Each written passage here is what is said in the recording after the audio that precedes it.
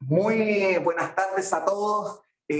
Voy a ser, ¿verdad?, el representante del CEGIN. No está nuestro director del Centro de Gestión de Información para los Negocios, pero decirles que esta actividad sobre todo se hace en el marco de toda una serie de charlas. Cada vez que tenemos un invitado, les pedimos que nos deje una charla, y porque las dejamos dentro de una base de datos de charlas que tenemos, ¿verdad?, para nuestros distintos alumnos, pregrado, posgrado, y también tiene que todos los que son parte de la red de gestión de información para los negocios. Y hoy tenemos un invitado bien especial, Darío Milesi, que está con nosotros participando de una charla que se está desarrollando de forma paralela en la FEN, y por eso que nos aprovechamos de su visita. No les pedimos disculpas desde ya. Hay algunos Francisco conectados, Sandra, justamente por haber retrasado en 35 minutos. Que tuvimos la presentación, ¿verdad?, de Philippe Aghion, que conocido por este libro de Repensando de alguna manera el capitalismo.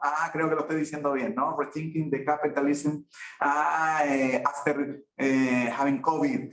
No me acuerdo muy bien cómo se llama el libro, pero algo así. Y claro, él retrasó y nos hizo retrasar a nosotros también. Pero Darío Milesi, doctor en Economía y Gestión de la Innovación por la Universidad Complutense de Madrid, profesor asociado de la Universidad Nacional del General Sarmiento. Ya el departamento lo mencionarás tú, ya diré Economía y ya me corregirás seguramente. No, está perfecto. Y tenemos una presentación de 20 minutos y con preguntas, por supuesto, para que podamos desarrollar. Darío, muchas gracias por... Bueno. Gracias, Cristian. Bueno, buenas tardes a todas y todos. Bueno, agradezco la invitación. Cristian ya dijo todo. Soy de la Universidad General Sarmiento. Tenemos un instituto, tenemos 4 institutos de investigación. Uno es el de industria, donde estoy yo, y mi área es economía del conocimiento. Lo que les voy a presentar es un paper que acabamos de escribir, pero bueno, hablando con Cristian, planteamos que posiblemente sería bueno hacer como una introducción al tema, como justo se llama Motivos para patentar, evidencia de las empresas manufactureras argentinas, y yo les quería contar un poco las motivaciones para estudiar estas motivaciones, poner un poquito el marco, porque pienso que posiblemente no sea un tema que estén trabajando o con el que se hayan topado en sus investigaciones. Entonces, como primera cuestión, esta discusión viene en marco de una discusión muy general de la literatura sobre innovación, que tiene que ver con, básicamente, quién se beneficia de la renta de la innovación. Y para hacer una introducción que corte camino y vaya a lo principal del tema, dado que tenemos estos 20 minutos que mencionabas, Cristian, yo creo que es muy gráfico y nos lleva directamente al punto citar a Pease, que básicamente lo que muestra es que no siempre quien tiene la capacidad tecnológica, quien es el innovador, el líder, es el que gana en el mercado. Hay varios ejemplos, bueno, para recordar a RC Cola, que es la empresa que innova con el Diet Coca-Cola, pero la que gana en el mercado son Coca-Cola y Pepsi-Cola. Duró muy poco. Y además con introducir la latita en las gaseosas, que ya estaba en otros sectores. Y después hay ejemplos, estos son como los paradigmáticos perdedores de Havilland, también, que sacó el primer avión a turbina y duró poco tiempo como líder del mercado. Y acá hay paradigmáticos ganadores que no fueron los primeros innovadores. Pero, entonces, básicamente esto pone en discusión que la innovación no se trata simplemente de un tema de capacidad tecnológica, sino que se trata de un tema de competencia en el mercado de la innovación. Y a veces gana el que innova y a veces no gana el que innova, y eso lleva a las preguntas sobre quién se beneficia de la renta de la innovación. Hay toda una parte de la literatura, sobre todo la que trabaja con productividad como resultado de la innovación, que da por sentado que el que innova es el que gana, y llega hasta ahí, porque lo importante es innovar. Pero cuando uno va al ámbito de la competencia, donde en realidad Toda la literatura de la innovación habla de competencia, y recién vimos una charla sobre Schumpeter y la destrucción creativa. En el fondo, cuando trabajamos con innovación, nos quedamos con la parte tecnológica, muchas veces, y no avanzamos hacia la competencia. Esta literatura que habla de quién se beneficia de la renta de la innovación, tiene inevitablemente que entrar en el ámbito de la competencia y el mercado, y qué pasa con esos mercados de la innovación. La literatura sobre apropiación va por dos grandes ramas, vamos a decirlo así. A nivel agregado, esta discusión sobre quién se beneficia de la renta de la innovación está pensada en función de lograr una mayor tasa de innovación a nivel agregado. Entonces, hay como un trade-off, un dilema. ¿Aseguramos la renta al innovador o aseguramos el acceso al conocimiento al imitador, adaptador? Bueno, los derechos de propiedad intelectual vienen a tratar de solucionar un poco el dilema. Sobre todo con una patente, cuando alguien patenta, se asegura el derecho exclusivo sobre el uso de lo patentado, pero a su vez tiene que revelar mucha información para poder patentar, y eso puede dar acceso a que otros seguidores accedan a ese nivel de nuevo conocimiento involucrado en la patente, y a partir de eso generen algo nuevo. Entonces viene a tratar de balancear que haya dar incentivos para una alta tasa de innovación y a su vez dar espacio para que pueda haber difusión de ese conocimiento. La patente y los derechos de propiedad intelectual tienen limitaciones para las dos cuestiones. Digamos. No vamos a profundizar ahí, pero la realidad es que no cumple perfectamente ninguna de las dos funciones, pero esa es un poco la intención. A nivel de empresa, que es donde vamos a entrar ahora en realidad, y con eso tiene que ver el paper, lo que se estudia es un poco más qué estrategias ponen en juego las empresas para apropiar los beneficios de la innovación. Y en este caso está centrado en el innovador. ¿Qué hace un innovador? ¿Cómo apropia los beneficios de su innovación? ¿Cómo protege esos beneficios? Una posibilidad es evitar la copia, y si la copia es inevitable, la otra alternativa es proteger el mercado de la innovación. Bueno, entonces en la literatura se empieza a centrar un poco más en cómo y cuál es la efectividad de los mecanismos que utilizan las empresas para evitar la copia, para proteger el mercado. Y ahí aparecen una serie de mecanismos de apropiación reconocidos por la literatura. Hay unos legales, los derechos de propiedad intelectual, y los estratégicos, o los que llama estratégicos la literatura, o no formales, donde se destacan el secreto, mover primero, innovación continua, o activos complementarios. Los activos complementarios son los que resalta TIS en el paper de donde estaba la primera placa. Ahora, esta es una división en cuanto al carácter de los mecanismos. Volviendo a lo que decíamos recién, evitar la copia tecnológica o proteger el mercado, las patentes, los modelos de utilidad, modelos industriales, diseño industriales y el secreto están más orientados a evitar la copia. Por otra parte, la marca, innovar, siempre ir continuamente adelante en la carrera tecnológica o utilizar activos complementarios, está más orientado a proteger el mercado. Bueno, y en ese marco de esa discusión hay muchas posibilidades, muchas cuestiones para reflexionar acerca de las patentes, ¿no? En el caso, por ejemplo, en estos mecanismos de apropiación que mencionaba, evidencia de Argentina muestra que activos complementarios, sobre todo los comerciales, son los que más usan las empresas, hablan de llegar primero. En el caso argentino no son líderes tipo Sony, que llegó primero y tengo todas las ventajas del primero, sino ir un poquito adelante de la competencia y tener un tiempo de lag de exclusividad que da posibilidad de generar rentas de la innovación. El secreto, y están las patentes, que son utilizadas por aproximadamente el 11, el 10% de las empresas innovadoras. Y dentro de esas, un tercio más o menos patenta fuera de Argentina. En los países desarrollados también aparecen las patentes como en un ranking como menos utilizadas. Si uno va a la literatura, en general siempre las patentes están, si uno tiene en cuenta estos mecanismos de los que hablábamos, a ver primero, activos complementarios, secretos, y otros que aparecen ad hoc en diferentes estudios, las patentes siempre están entre las menos preferidas en el ranking, ¿no? Entonces, eso aparece allí.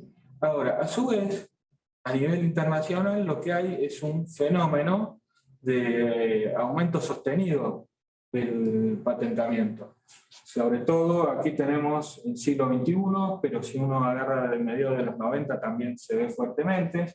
Acá tiene mucho que ver el aumento casi exponencial que tiene China en el patentamiento, pero lo cierto es que a nivel internacional tenemos este fenómeno.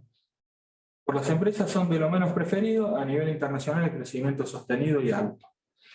Esto da lugar a algo que en la literatura se ha llamado paradoja de las patentes, que tiene muchas explicaciones. Hay muchas posibles explicaciones. El cambio de paradigma y que los sectores más dinámicos... ¿Pero cuál es la paradoja? La paradoja es que siendo menos preferida, de todas maneras se ve estamos en un momento de la historia contemporáneo a esto, donde las patentes están creciendo muy fuertemente, las solicitudes de patentes están creciendo muy fuertemente a nivel internacional. Entonces ahí tenés una contradicción, pero las empresas no protegen, dicen que no prefieren las patentes para proteger sus innovaciones y tenemos un crecimiento tan alto en el patentamiento. Entonces hay muchas explicaciones, pero una va hacia... Entonces, ¿cuáles son los motivos para patentar? Pues si las patentes no son preferidas para proteger las innovaciones, hay otros motivos. Bueno, y ahí aparece toda una literatura empírica que sí había nacido ya antes entre los que identificaron los mecanismos de apropiación inicialmente, como Levin y otros en un estudio del 87, pero que ha crecido mucho fuertemente a partir de los 2000, tratando de entender cuáles son otros motivos para patentar que no son los típicos esperados de la patente, que es prevenir la copia.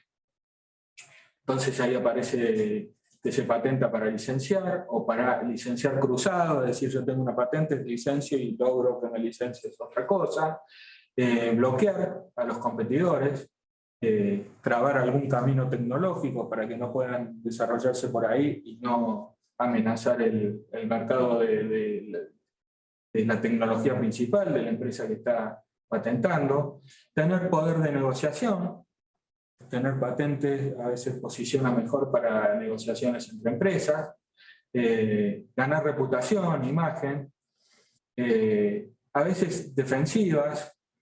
Bueno, patentemos por las dudas, no vaya a ser que esto alguien más tiene capacidad de registrarlo y patentarlo y tenemos un juicio. Y como base para la cooperación o para obtener financiamiento. Entonces, en general, a pesar de que están todos estos motivos estratégicos, la literatura encuentra que predomina el motivo de prevención. Entonces, tiende esto a resolver un poco la paradoja, pero no totalmente, porque los estudios al final encuentran que las empresas mayormente patentan por prevención, pero a su vez encuentran que sí, otros motivos que no son la prevención de la copia son importantes como motivación en el patentamiento. Entonces, aplicando eso a Argentina, a partir de la última encuesta de innovación publicada, la ANDEI 2, que estaba mencionada previamente, vemos que en el caso argentino, y acá no son excluyentes, entonces pueden tener más de un motivo las firmas para patentar. Igual que pasa en la literatura, las firmas solicitan patentes principalmente para prevenir la copia, pero los motivos estratégicos, como por ejemplo reputación, que aparece en un segundo, son bien importantes. Están los de bloqueo y los de acceder a nuevos mercados, fortalecer posiciones y negociaciones. Lo que aparece abajo es obtener ingresos por licencia. Ahora, les decía, pueden tener más de un motivo al mismo tiempo y aparecen bastante correlacionados. Si uno quisiera saber ¿qué hace? ¿Cuáles son las cuestiones que explican que las empresas tengan motivaciones estratégicas para patentar? Acá es muy difícil distinguir a unas empresas de otras, porque los motivos están muy correlacionados. Entonces, y esto lo vemos acá, que solamente patentan por prevención de la copia tenemos el 21%, que solamente patentan por motivo estratégico tenemos el 18%, y que patentan por prevención más motivo estratégico tenemos el 61%. Entonces, lo que hicimos nosotros para identificar estrategias excluyentes fue hacer un análisis factorial y un análisis de clúster sobre los motivos. Nos aparecieron dos factores, uno asociado a reputación, negociación, acceso a nuevos mercados y licencias, y otro componente asociado a prevenir la copia, bloquear sustitutos y bloquear capacidad. Y aquí vemos cómo con eso pudimos armar dos clústeres, uno más asociado al componente 1, que es este de acá, que es, al componente 2, que tiene que ver con prevenir la copia, bloquear sustitutos, que está representando al 75%, y otro asociado al componente 1, que tiene que ver con estos que son más típicamente estratégicos, que está representando el 25% de la firma. Y eso nos permite dividir este gran grupo donde tenemos los dos tipos de estrategias. Y en realidad, los tres, ¿no? Este grupo en dos, este grupo es mezclado en dos separados, donde el 85% de este grupo queda en orientado a la prevención, y este 14% queda en un grupo donde las estrategias, donde el patentamiento está orientado por razones estratégicas. Y ahí ya no tenemos, digamos, a partir de esto, no tenemos un gran grupo que nos mezcla la situación. Tenemos un grupo grande que está orientado por prevención, pero tenemos un grupo bien identificado con, orientado en su patentamiento por razones estratégicas. Bueno, ahí vemos cómo se asocia en esta estrategia de patentamiento al uso de otros mecanismos de apropiación que mencionábamos recién, y primero la curva de aprendizaje, van todos más bien orientados, aunque acá no en todos los casos hay significación estadística, esto es más demostrativo de diferenciales de frecuencias, nada más. Todos los que tienen que ver con acá tecnológico, ir primero en la curva de aprendizaje, el time, innovación continua, o diferentes denominaciones que pueda tener, va asociado a la prevención, el secreto también, muy fuertemente.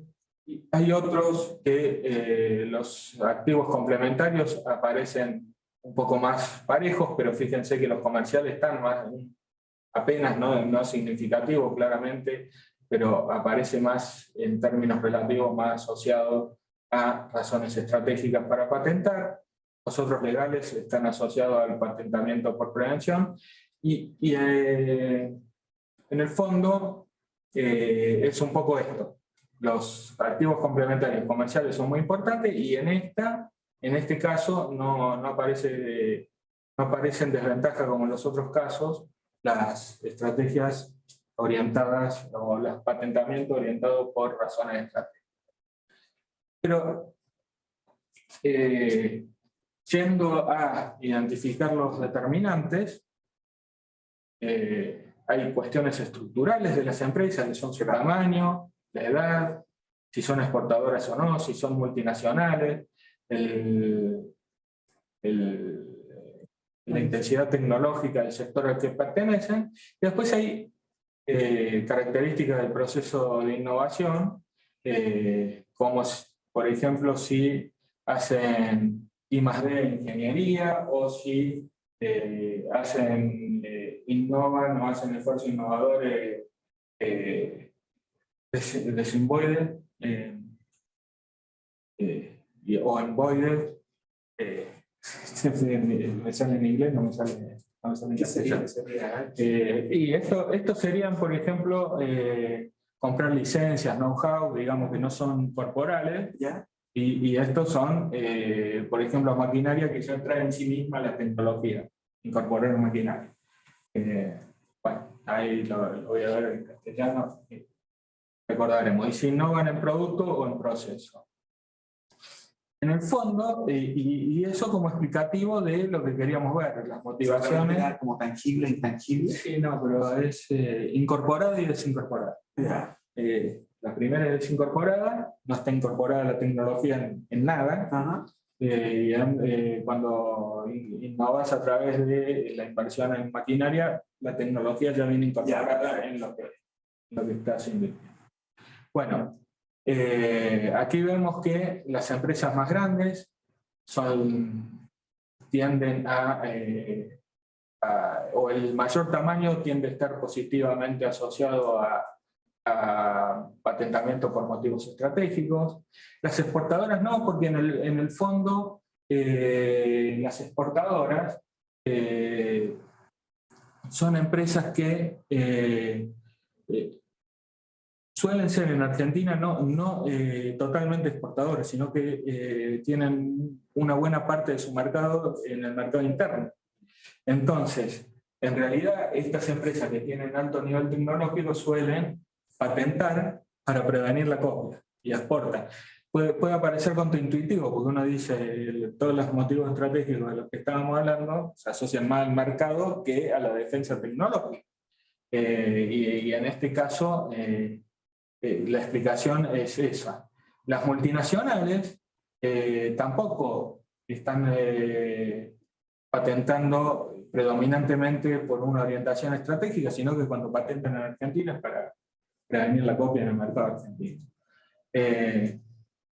En los sectores de alta tecnología sí se patenta más motivado por razones estratégicas para ganar prestigio, eso porque en realidad no hay un grado de innovación tal que lo que vos estás defendiendo es tu trayectoria tecnológica y evitar la copia, lo que estás tratando de defender o posicionarte para acceder a nuevos mercados o tener mejor posición en negociaciones, pero no hay un grado de alta tecnología tal en estos sectores donde uno realmente esté tratando de evitar que le copien, sino posicionarse más competitivamente con la patente. Pasa distinto en media tecnología, donde sí hay más capacidad tecnológica local, y entonces ahí sí, cuando se patenta, está más orientado a prevenir la copia que por razones estratégicas. Entonces por eso acá aparece negativo. Y está más asociado a la innovación a través de tecnología desincorporada, y acá puede haber licenciamientos cruzados, ese tipo de cuestiones que les comentaba, y mucho menos en las que innovan a través de la incorporación o la inversión en tecnología incorporada. Y acá estas empresas que innovan de esta manera muchas veces suelen ser justamente, aunque está controlado, están las grandes empresas, las multinacionales, que en el fondo innovan mucho a través de equipos para procesos estandarizados, donde cuando registran una patente en Argentina es básicamente para prevenir la copia y no para otras motivaciones estratégicas. Entonces, finalmente, en el caso argentino, no sé cómo estoy con el tiempo, Cristian, he ido medio rápido.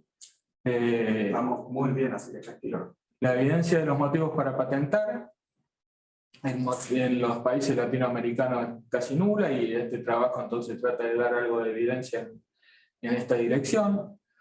Como vimos, en línea con la literatura, el principal motivo para patentar es prevenir la copia, pero los otros motivos estratégicos están en un alto porcentaje. En la literatura está definido cuáles son. Prevenir la copia es prevenir la copia, y todos los demás se consideran estratégicos. Cuando vemos el caso argentino,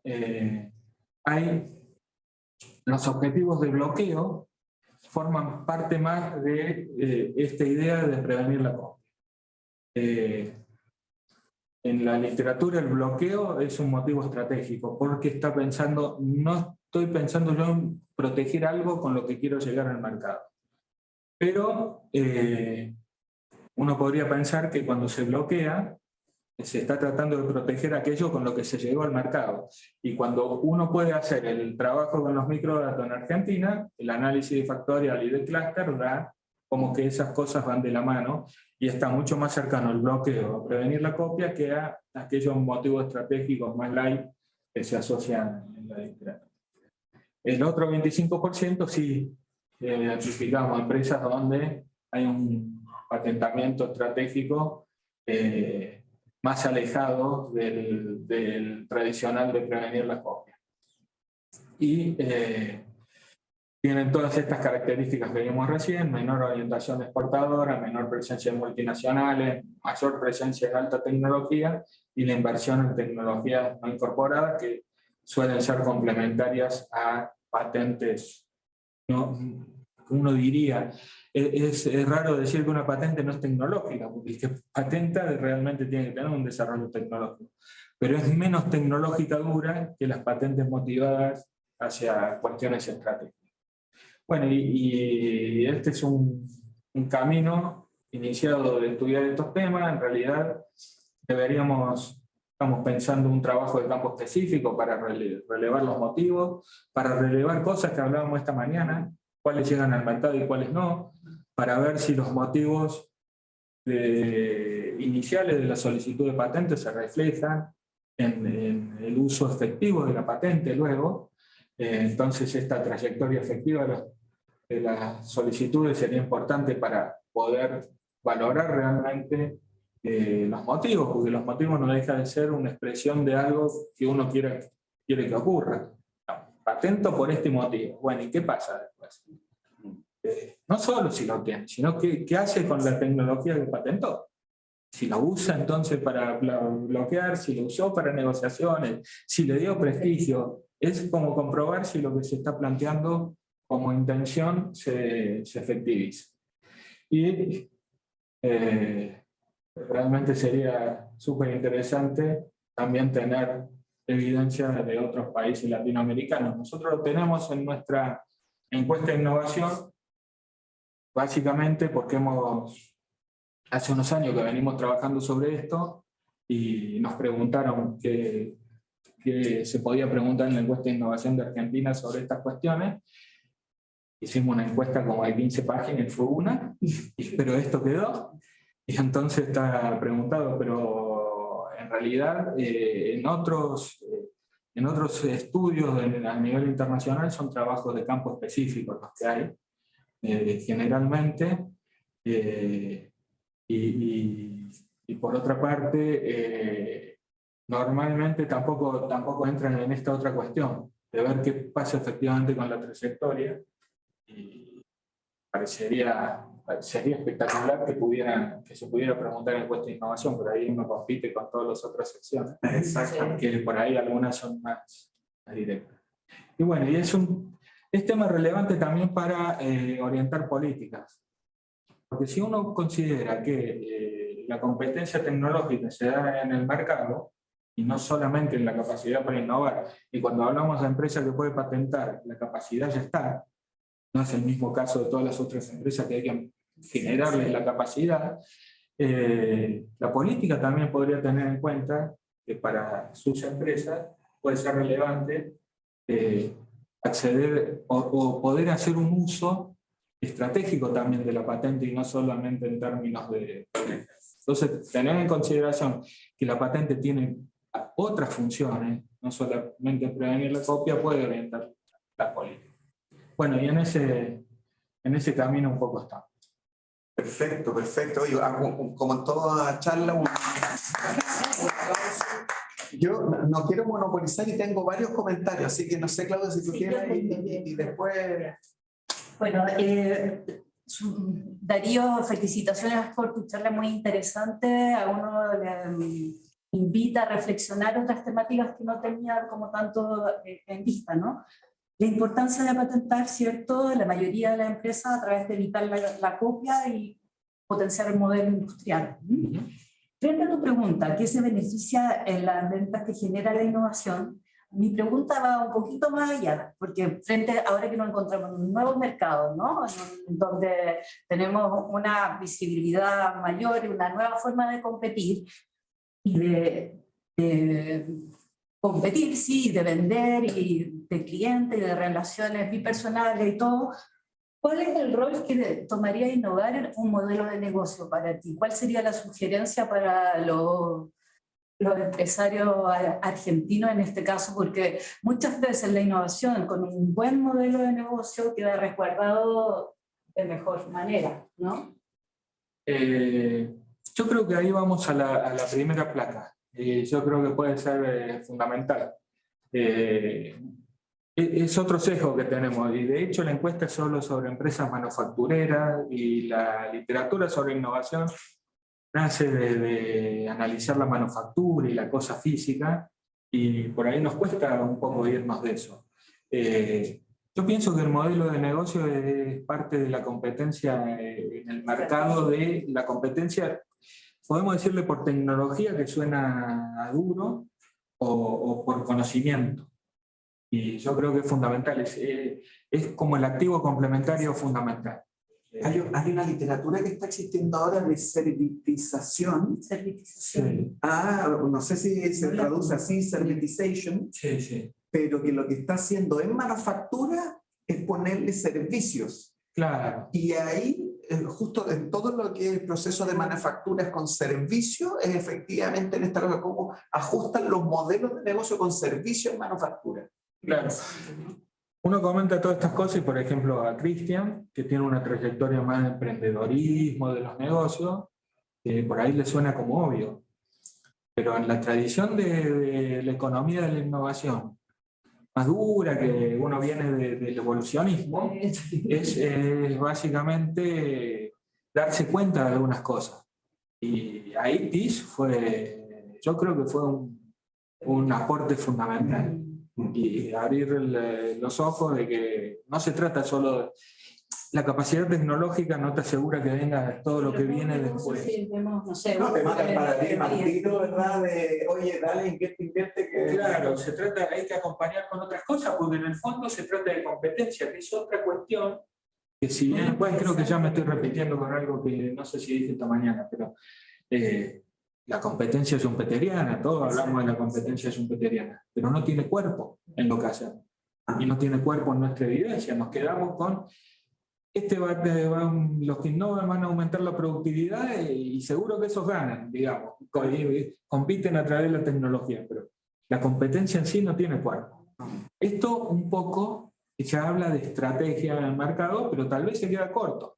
Y realmente cuando uno quiere avanzar de la economía hacia entender a los agentes, y entender a los agentes es fundamental, porque eso te guía la política, y no estás pensando en estas cosas abstractas de la economía tradicional, te tenés que ir yendo a gestión y a cuestiones de negocios.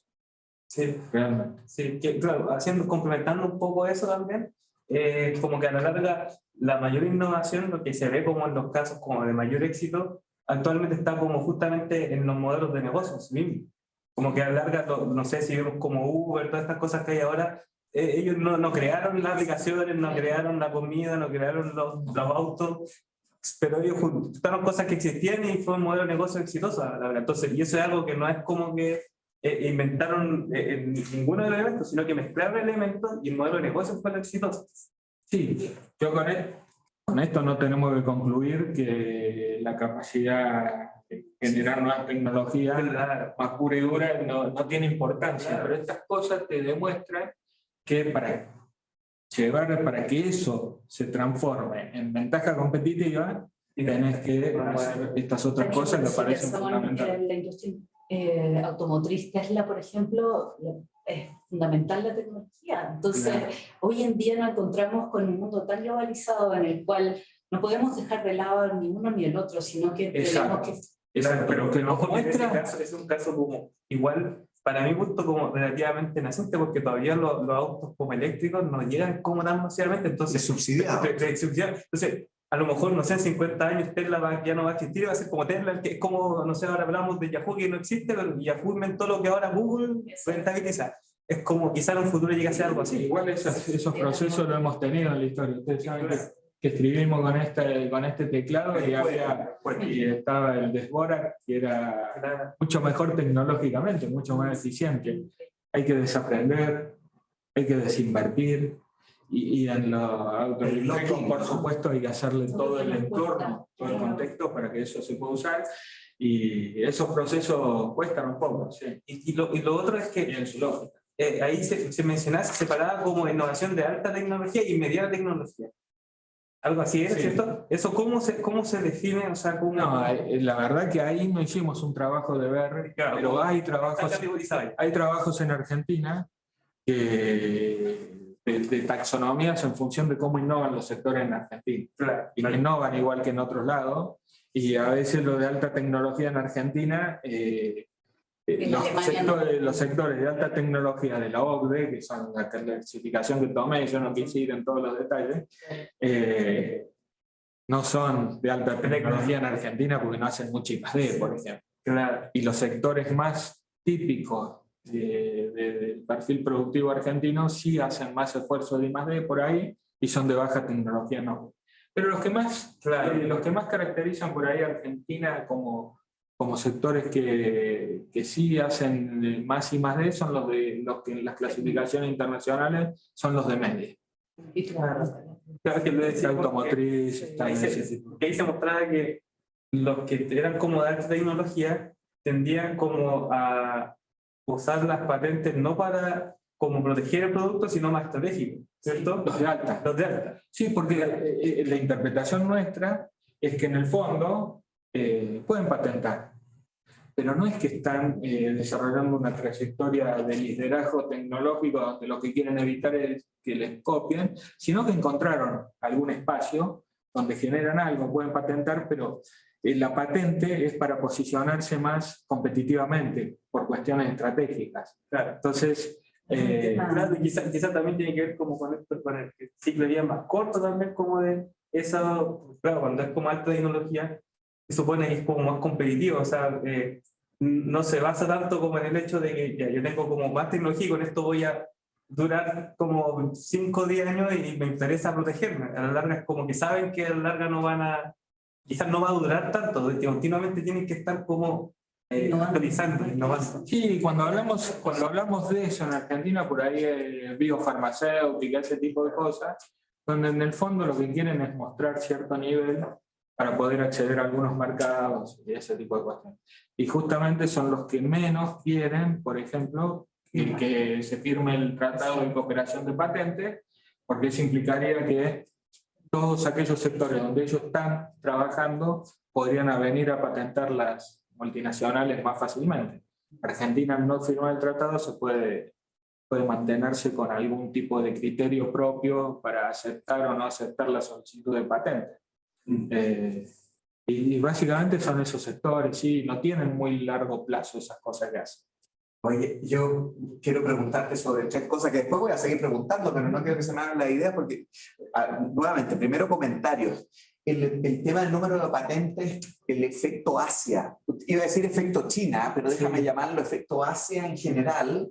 Por ejemplo, en el tema, ¿verdad?, de... Justo anoté APAC, Emirates Intellectual Property Association, que hemos hecho un par de cosas y cómo están preocupados, ¿verdad? Porque en sus mercados uno va y es más a los productos, glass copy, back copy, están muy preocupados de lo que es copia y esos mercados. Uno va a China, lo mismo, glass copy, watch copy, o sea, todos esos mercados...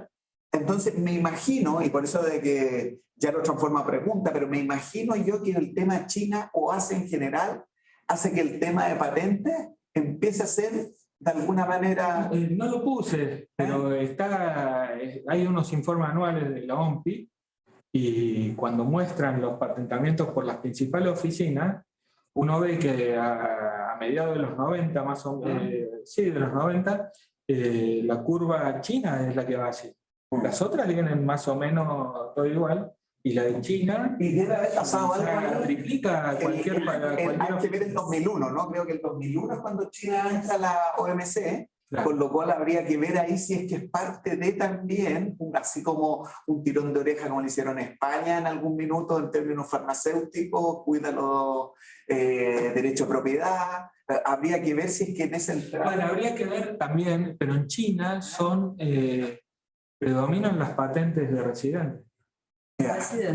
Sí, en cambio en estos países no. Bueno, pero tiene una lógica de la institucionalidad en términos, ¿quién dejas tú que tenga Sí. participación en las empresas? En el mundo árabe, por ejemplo, hay mucha restricción a que siempre hay un dueño árabe, independiente de que eres extranjero, porque la propiedad tiene que estar. Puede estar dibujado. ¿Te fijas? Oye, lo otro, ¿verdad? En este mundo de las patentes que yo de a poco voy entrando y analizando, veo que la disciplina no es solo la economía, sino que desde el derecho me imagino que fue... El derecho es fundamental. Sí, hay una iniciativa para América Latina que lleva adelante el Max Planck para innovación y competencia. Hicieron unas reuniones en Argentina y ahí participé. Y era mitad economista, mitad abogado. Pero esas son las dos grandes disciplinas, esa era la pregunta. Cuando lo miras pensando en sistema regulatorio, sistema de patentes, o sistema de derecho de propiedad intelectual, sí.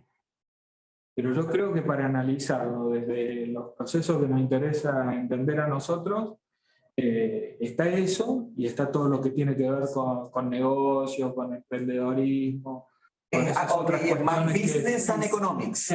Sí, yo creo que para el análisis económico sí. Sí, porque el tema es estrategia. Sí, lo que pasa es que sí hay que entender la lógica jurídica porque te incide mucho sobre lo que se hace y lo que no se hace y por qué. Lo que pasa es que la lógica jurídica es el otro que ya no sé si es comentario o pregunta, cómo se estudian estos los factores institucionales. Aquí las instituciones son importantes para ver qué estrategia sigue, para... Los factores institucionales, la profundización que hemos hecho nosotros tiene que ver con entender el vínculo entre propiedad intelectual y desarrollo. La literatura es muy extraña y paradójica para alguien de un país en desarrollo, porque se hacen estudios de solidez de los sistemas de propiedad intelectual y hay índices. Hay un índice muy conocido de PARC y PINARTE, pero consideran más sólido al sistema de propiedad intelectual y en el cual es menos exigente para patentar y para mantenerte el derecho de patente. Entonces, es más sólido cuando le da más derecho al privado. Si uno lo mira desde un país en desarrollo, dice un sistema de propiedad intelectual más sólido, no, voy a exigir mucho. No, es exactamente al revés. Entonces, en esa literatura institucional, el sistema de patentes tiene que asegurar casi algo parecido a lo que busca la OMC con el comercio. La OMC va en el comercio hacia la menor traba que pueda haber. Y aquí es lo mismo, bajar los costos. Y en los sistemas de propiedad intelectual, a lo que propenden estos análisis, es a plantear como más virtuosos aquellos sistemas que ponen menos traba al patentar. Y por eso se hacen los tratados de cooperación, que te permiten entrar en un país y podés patentar en varios con una sola presentación, y ese tipo de cuestiones. Si nosotros lo miramos desde nosotros, uno tiene sus dudas. Dice, si yo exijo menos y lo hago más amigable con quien quiere patentar, ¿a quién estoy perjudicando adentro? A su vez, ¿cómo se benefician los míos afuera? Si yo tengo un tema más de protección. La cultura es la que persiste, ¿no? O sea, si yo soy una multinacional y voy a un país X, tengo que conocer las jurisprudencias de ese país y estar como 100% con la cultura local. Pero aquí en este caso, cuando llegas a un país y tienes la entrada de diferentes, entonces ahí hay un tema mucho más complejo.